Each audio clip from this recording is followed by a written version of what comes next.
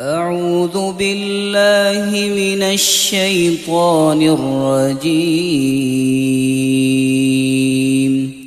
بسم الله الرحمن الرحيم. لا أقسم بيوم القيامة ولا أقسم بالنفس اللوامة. أيحسب الإنسان أن لن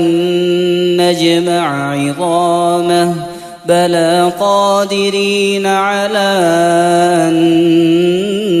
نسوي بنانه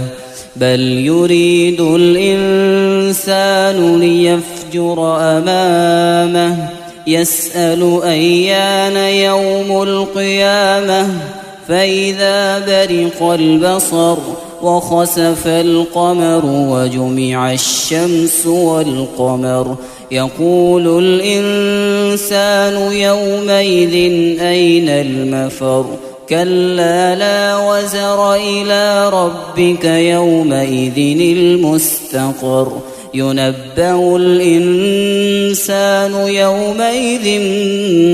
بما قدم وأخر بل الإنسان على نفسه بصيرة ولو ألقى معاذيره لا تحرك به لسانك لتعجل به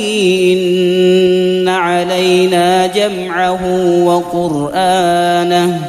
فإذا قرأناه فاتبع قرآنه ثم إن علينا بيانه كلا بل تحبون العاجلة وتذرون الآخرة وجوه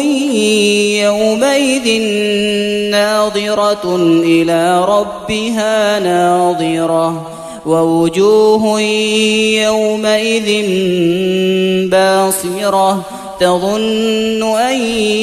يفعل بها فاقرة كلا إذا بلغت التراقي وقيل من راق وظن أنه الفراق والتفت الساق بالساق إلى ربك يومئذ المساق فلا صدق ولا صلى ولكن كذب وتولى ثم ذهب إلى أهله يتمطى أولى لك فأولى ثم أولى لك فأولى أيحسب الإنسان أن يترك سدى ألم يك نطفة من مني يمنى ثم كان علقة فخلق فسوى فجعل منه الزوجين الذكر والأنثى أليس ذلك بقادر على أن يحيي الموتى